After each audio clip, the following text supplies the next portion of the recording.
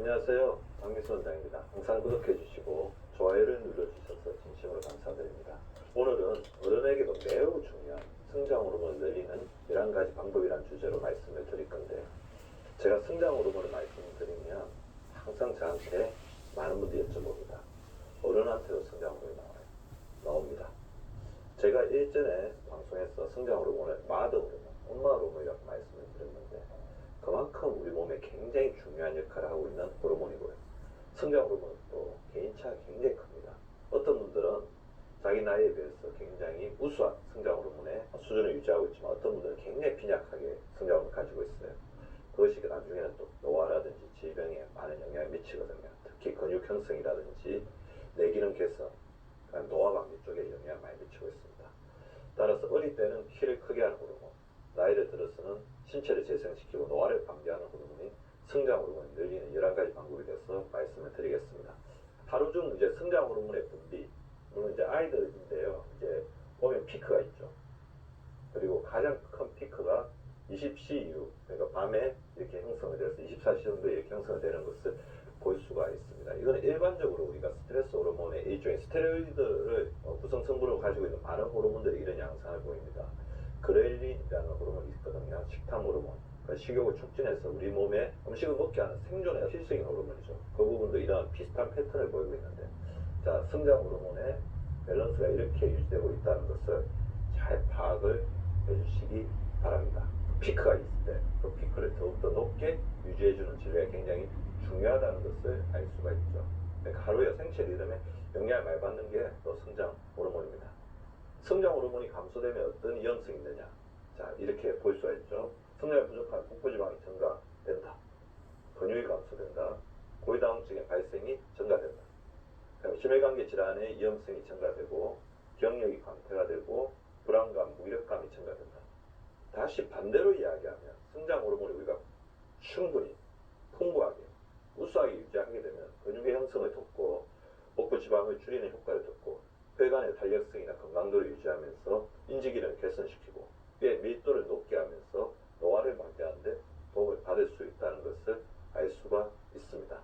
성장 호르몬 감소는 이렇게 여러 가지 논문들에서 정해졌는데요. 10살 때 최고치를 찍었다가 20대부터 줄어들기 시작해요.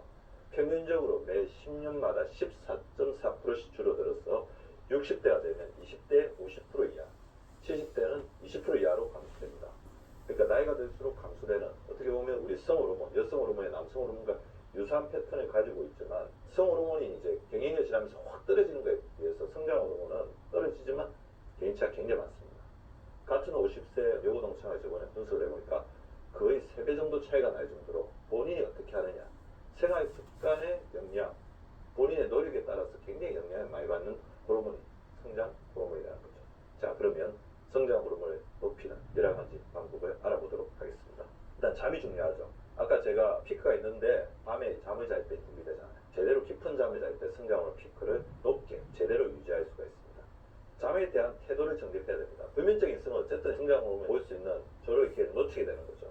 자, 잠에 대한 태도. 잠에 대해서는 너무 이제 강박적이지 않으면서도 잠을 소중히 여기는 마음가짐을 가져야 됩니다. 자, 강박적이지 않은, 안절부절하지 않으면서도 잠이라는 것을 소중하게 여기는. 졸리면 자야 됩니다. 졸릴 때 억지도 안 자고 있으면 생체 리듬이 무너지죠.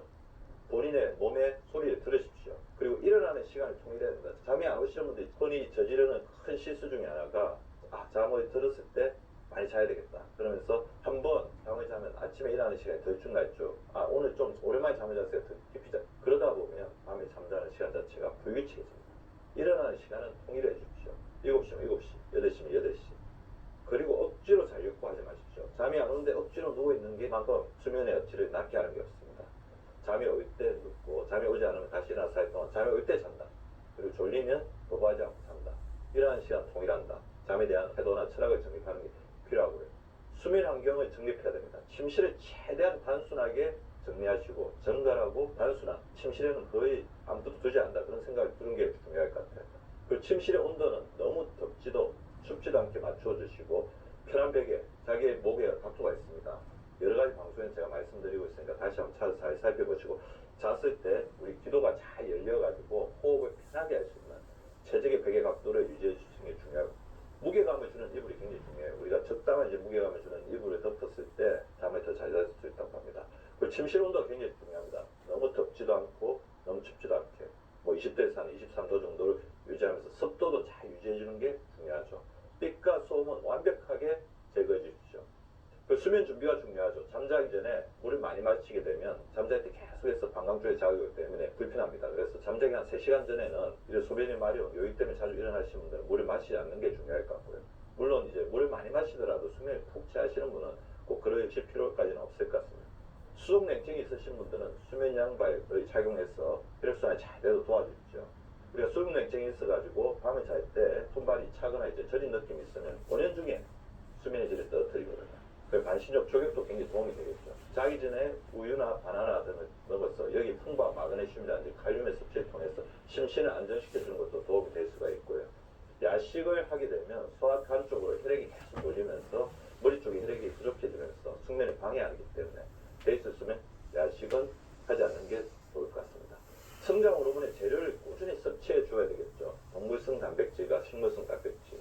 자, 단백질 어느 정도 먹어야 되냐? 몸무게 70kg인 사람은 하루에 70g, 60kg인 사람은 하루에 60g, 50kg인 사람은 50g을 동물성 단백질, 식물성 단백질에서 풍부하게 섭취해 주는 게 중요할 것 같고요. 동물성 단백질 뭐를 먹어야 되나 물어보시는데 살코기 중에서 본인이 좋아하는 음식을 드시면 됩니다. 식물성 단백질은 두부나 콩, 견과류 풍부한 것을 알고 계시죠. 그리고 아르기닌이 풍부한 음식을 먹어서 성장 호르몬 재료를 공급해 주는 것도 굉장히 필요하죠. 성장 호르몬은 근육을 좋아합니다. 근육은 성장 호르몬이 휴식을 취하고 성장 호르몬이 만들어지는데 도움을 주는 최고의 조력자입니다. 그래서 근력 운동을 통해서 근육을 늘려줘서 우리 성장 호르몬의 파트너를 늘려주시는 게 굉장히 중요하죠. 그래서 저는 시간이 날 때마다 발굽혀기, 스쿼팅, 손 허벅지 운동 이런 것들을 계속 해주고 있어요. 우리가 있는 모든 것이 운동장이 되어야 됩니다. 따로 운동하러 어떤 장소에 가지 않더라도 자기의 생활 공간, 작업 공간을 운동장으로 만드셔야 합니다. 그리고 성장 호르몬은 지방을 싫어해요.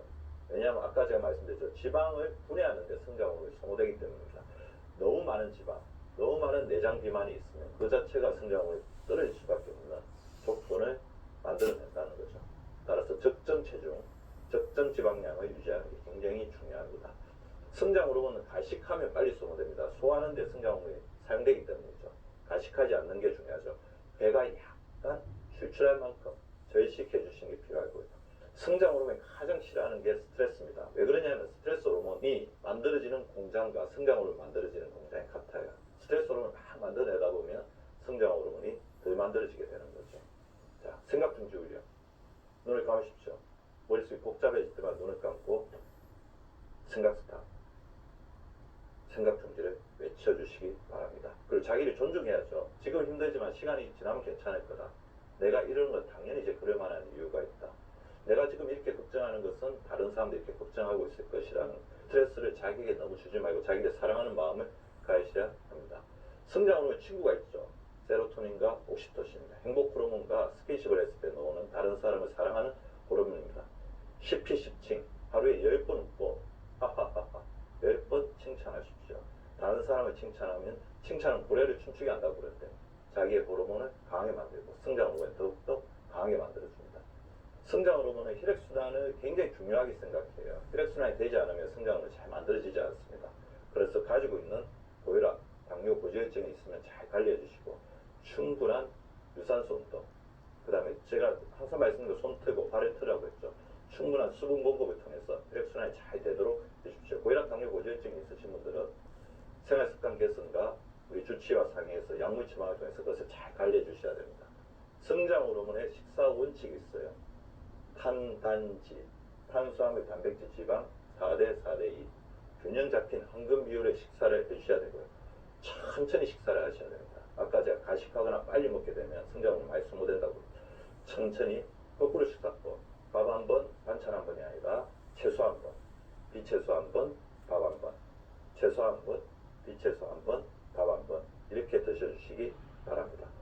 성장 호르몬의 원료물질, 아르기닌이 풍부한 음식은 달걀. 그래서 저는 이제 저희 병원에 오시는 분들에게 정도 단백질 섭취, 육류 섭취가 힘들다면 계란 하루에 1개에서 2개를 드십시오. 그리고 호박씨나 견과류를 드시면서 동물성 단백질과 식물성 단백질의 밸런스를 맞춰주고 아르기닌이 풍부한 음식을 먹으면 성장 호르몬이 잘 만들어진다고 말씀을 드립니다. 자, 다시 명심하시겠습니다. 성장 호르몬 올리는 세 가지 핵심. 근력운동, 허벅지를 강화시키는 손허벅지 운동이나 스쿼팅을 해주시고, 단백질, 동물성 식물성 단백질의 밸런스를 맞춰주십시오. 아르기닌이 풍부한 음식, 금방 제가 말씀드린 두 가지 음식을 주에서 드신다면 성장 호르몬이 여러분을 노화와 질병의 불고로부터 지켜드릴 것입니다. 구독과 좋아요는 박미수박사TV를 지속시키는 생명력입니다. 많이 구독해 주시고 좋아요를 눌러주시기